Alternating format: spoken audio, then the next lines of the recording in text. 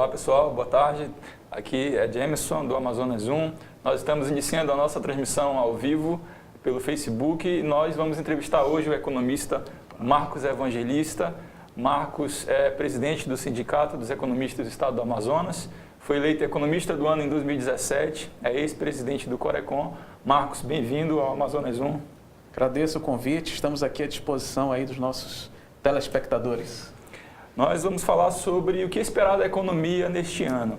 É um ano atípico, um ano de Copa do Mundo, um ano de eleições gerais, um ano de possivelmente a votação e aprovação da reforma da Previdência que está sendo discutida no Congresso. E nós queremos falar sobre esse ano, o que esperar da economia. A economia é um tema que normalmente as pessoas costumam achar chato, até pelas palavras técnicas, né, pelos termos técnicos, superávit primário, produto interno bruto. E mas o que a gente quer nessa entrevista com o Marcos é traduzir para o seu dia a dia, né, para a pessoa, para o cidadão comum, como entender a economia, certo, Marcos? Certo, sem o economês, né? Exato, sem o economês. E nós vamos começar falando do Distrito Industrial, né? Distrito Industrial que é nosso motor econômico aqui na capital amazonense. Só que no ano passado, segundo dados da Suframa, até outubro, a média de emprego, Marcos, foi a menor dos últimos 5 anos. Exatamente. Em 2012, 2013 veio caindo, 2014 e 2017 fechou uma média mais ou menos de 82 mil. Na verdade não fechou porque o dado é até outubro. Para quem está desempregado e quer buscar emprego, e até para quem está empregado e tem medo da demissão, eu conheço pessoas assim, 2018 é ano para esperar algo melhor do que 2017? O que acontece, Jameson? Eu sou um cara muito otimista e nós economistas, na verdade, nós trabalhamos com os indicadores. E o que acontece? Os indicadores refletem que esse ano vai ser um ano diferente do ano passado. Ele vai ser muito bom? Não é isso. Ele vai ser melhor que ano passado, porém ainda não é um ano que a nossa economia vai estar em pleno aquecimento. Mas pelo fato dos indicadores mostrarem que a economia vai aquecer, a gente espera que principalmente a nossa mola econômica, que é o Polo Industrial de Manaus, ele comece novamente a estruturar as suas linhas que foram paralisadas durante esses últimos anos. Então, ativando essas novas linhas, o que vai acontecer? As pessoas que foram demitidas, obviamente, vão ser recontratadas. Vai haver um oferecimento de novas vagas para justamente passarem a produzir o que foi parado. Então, a gente espera que 2018 seja um ano que as nossas fábricas comecem novamente a produzir. A gente sabe que alguns segmentos passaram situações realmente calamitosas. Polo de duas rodas, teve aí uma retração muito grande, indústrias que passavam a trabalhar 4 dias, 3 dias por semana para exatamente não fechar as portas e manter alguma coisa funcionando. Então a gente espera que realmente aqueça, porque é necessário, principalmente para o nosso estado.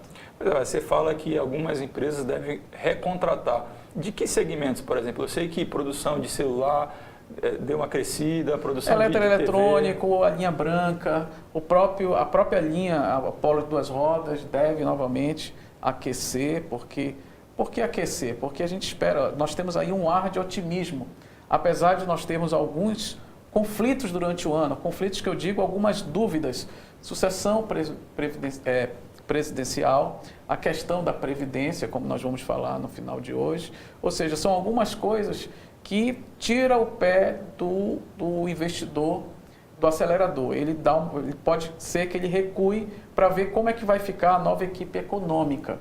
Mas, tirando isso, as projeções são muito boas para 2018. Nos nossos melhores segmentos aqui no PIN, mais conhecido do povão aí de distrito, é eletroeletrônico e duas rodas. Sim. Eletroeletrônico, em 2017, teve uma pequena melhora no emprego, uma média ali de 35 mil pessoas, melhor que 2016, que estava em 32, mas duas rodas continua em queda. Nos últimos anos vem caindo, fechou em até outubro de 2017 estava em 12 mil, e é interessante, Marcos, que só a Honda, a Moto Honda, em 2008, 2007, tinha essa quantidade de pessoas, 12 mil pessoas empregadas.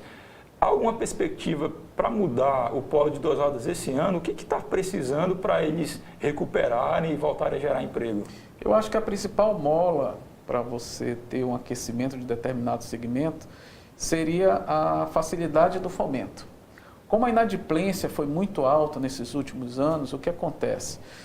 Você financiar uma moto, por exemplo, falando especificamente do Polo, é muito mais difícil do que você financiar um carro.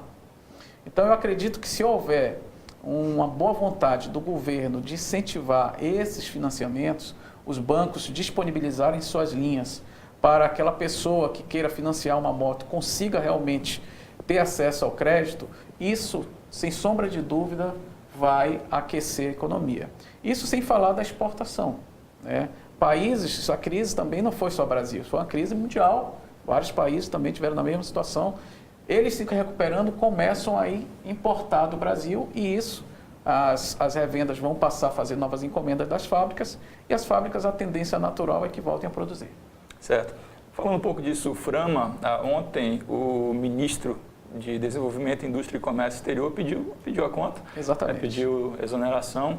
E a gente acaba imaginando que isso vai ter algum reflexo na Suframa, porque você há de concordar que a Suframa, nos últimos anos, ou pelo menos ao longo de muitos anos, é ali um local de disputas políticas, né? Nós tivemos no ano passado a exoneração da Rebeca Garcia, né, pelo presidente Michel Temer.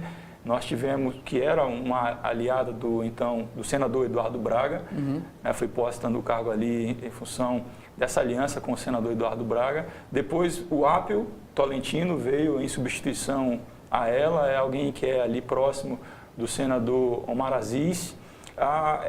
Toda essa problemática política em torno da Suframa, isso não acaba influenciando negativamente para o investidor do distrito industrial? Veja bem, a questão não é nem a questão de quem está na superintendência, né? Que a gente tem a Rebeca, que fez um excelente trabalho, o AP também está fazendo um bom trabalho, começando agora, né? Está com pouco tempo, mas a Suframa ela é um órgão que perdeu a força. Ela teve os seus recursos contingenciados e continua até hoje, então isso acaba enfraquecendo o próprio órgão. É o nosso principal órgão, que gerencia o modelo Zona Franca de Manaus. A Zona Franca em si, não podemos deixar de falar, está sendo alvo de vários ataques. E a Suframa sendo mais forte, tendo mais força, poderia exercer uma influência política necessária em defesa do modelo. Nós temos aí Espírito Santo, que está querendo aprovar, está tramitando uma aprovação de uma Zona Franca similar à nossa, com alguns incentivos muito parecidos. E isso, como economista, eu vejo uma zona de processamento, né? Eu vejo como um ataque direto ao nosso modelo. Por quê? Porque se nós tivermos algo similar no Brasil, próximo ali dos estados que são os grandes consumidores, São Paulo, Rio de Janeiro, Minas Gerais, se tiver alguma região que tenha a facilidade dos incentivos fiscais que nós temos com exclusividade até hoje, essas fábricas que enfrentam uma série de problemas para estarem aqui na Zona Franca, logística, principalmente sendo compensadas pelo incentivo, uma vez que tenha outra oferecendo o mesmo incentivo, você acha que ela vai continuar no Amazonas? Dificilmente. Não vai. Elas vão simplesmente desmontar suas linhas de produção e vai ali para aquela outra área. Então, assim, a gente tem que ter uma união política muito forte, em consonância com o governo do Estado, em consonância com o superintendente da Suframa, para quê? Para esteja alerta em defesa aí do nosso modelo Zona Franca de Manaus.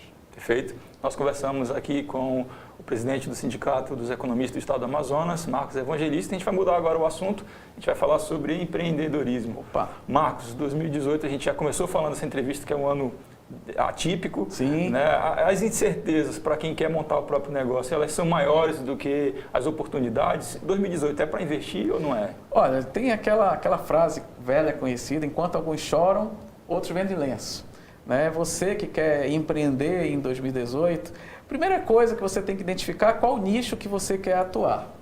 Depois fez essa identificação do nicho, você vai estudar concorrência, o que a concorrência está fazendo, qual é a oferta daquele produto para saber, para você ver se há espaço para a entrada de um novo fornecedor, que seria a sua empresa. Feito isso, você tem que utilizar a sua expertise, você tem que escolher algo, James, que realmente você gosta de fazer.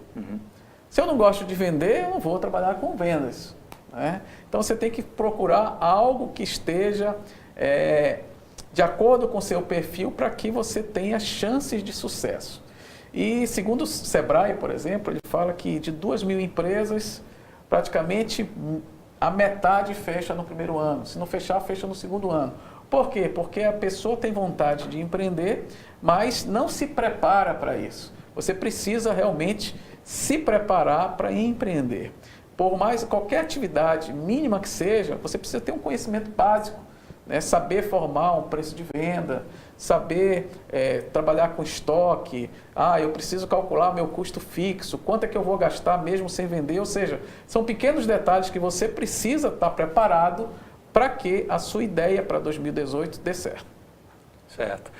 Você falou que é preciso pesquisar que áreas montar, né? Você vai montar o seu negócio, por exemplo, você quer abrir uma padaria, você precisa saber quantas padarias tem naquela área. Exatamente. Mas vamos lá, se a gente puder escolher algumas áreas que as pessoas podem investir, que é tendência, você diria que são quais?